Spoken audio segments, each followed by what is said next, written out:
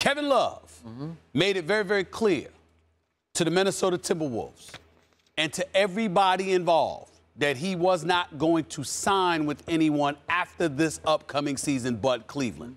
So essentially it was a foregone conclusion that today's events that have been reported was going to come down. We understand it.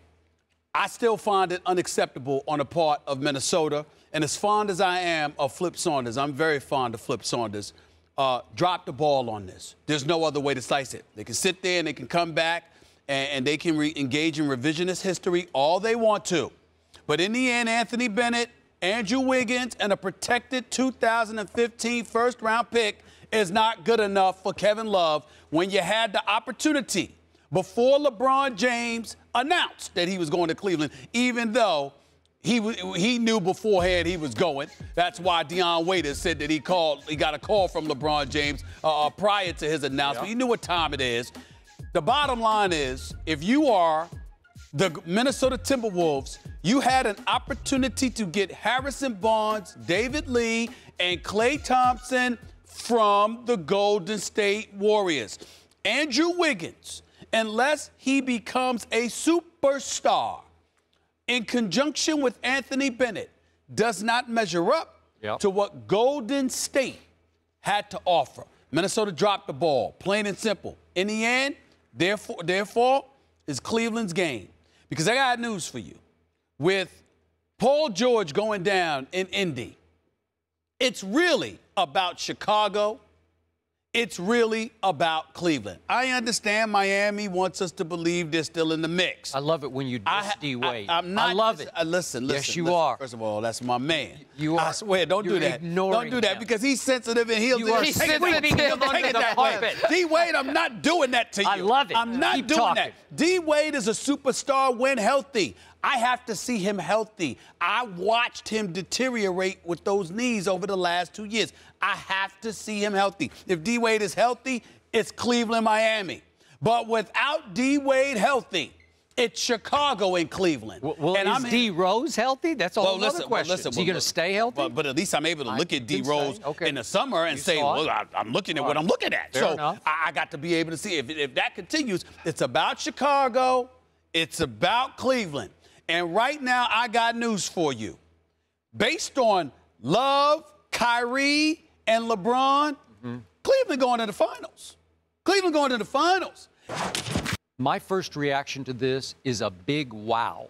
Because if you recall, when LeBron James first wrote his essay for Sports Illustrated and we reacted to that, when LeBron said he was going home, I feared that he was going south because I could not figure how he was going to take a 33-49 team that had just lost Luol Deng and C.J. Miles and Spencer Hawes, who went to the Clippers.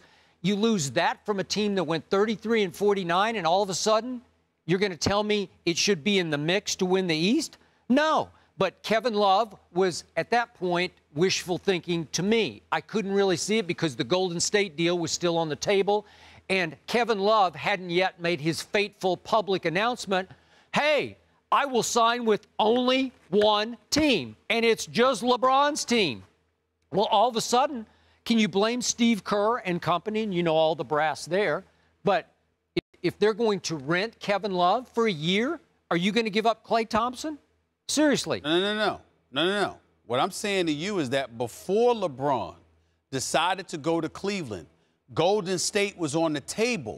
And there's a very legitimate chance. If you recall, Kevin Love had reportedly stated, I mean, this is what he stated, Golden State or Chicago. So just like he's committed to Cleveland and LeBron. You say they dragged their feet. I'm saying they dragged their feet and they had an opportunity to get him in Golden State. But I'm like, Golden State, to me, Minnesota should have jumped at that. I don't blame Golden State for holding off because I like what they have. But Minnesota should have jumped at that. Okay. I wonder, you are in part blaming Flip Saunders for this. It sounded to me like the owner got involved, Glenn Taylor, possibly in the end, the last couple of weeks, and said, hey, if I'm going to lose Kevin Love, I at least want to get back the first pick in the draft, Andrew Wiggins, and a former first pick in the draft in Anthony Bennett, and even a protected 2015 draft choice. At least I have some hope to sell to my fans when we lose Kevin Love. I'm with you. That's not near enough for Kevin Love. And what I don't understand is, why did Minnesota then hold Cleveland hostage and say, well, he says he'll only sign with you guys.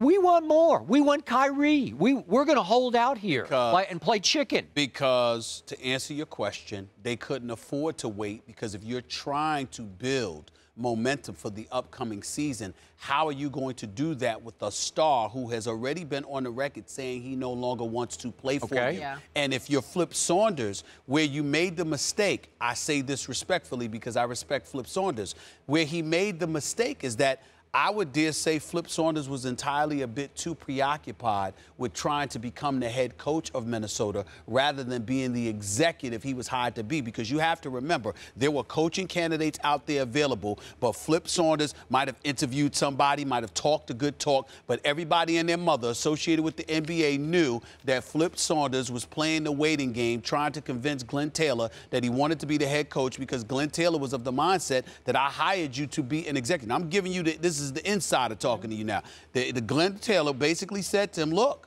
I hired you to be the executive. I didn't hire you back to be the coach. But Flip Saunders has something to prove, because the man can coach. He is skilled and knowledgeable about the game of basketball. And he wanted to prove, based on his exodus from Washington, that he could still do this on a coaching level. The problem is you may have been a bit too preoccupied with that and dropped the ball as an executive in terms of getting rid of Love for the most, as opposed to, in this case, for something that I don't believe measures up to anything that Golden State had on the table.